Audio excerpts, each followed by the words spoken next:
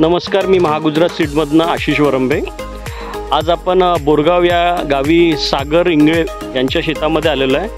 तर सागर भाऊ, आपण किती एकरमध्ये हे 351ची लागवड केलेली आहे? 12 एकरमध्ये। आपण दरवर्षी लावता का बरं? उत्पादन चांगलं मिळतं। आणि तुमच्या गावामध्ये बाकी शेतकरी लावतात का मग?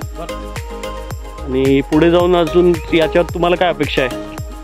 दरवर्षी लागवड होत राहील आणि चांगलं उत्पादन येईल अशी अपेक्षा आहे तुमची यावर्षी? तुम्ही इतर शेतकऱ्यांना प्रोत्साहित करायला लावायला? ठीक आहे, धन्यवाद सागर भाऊ।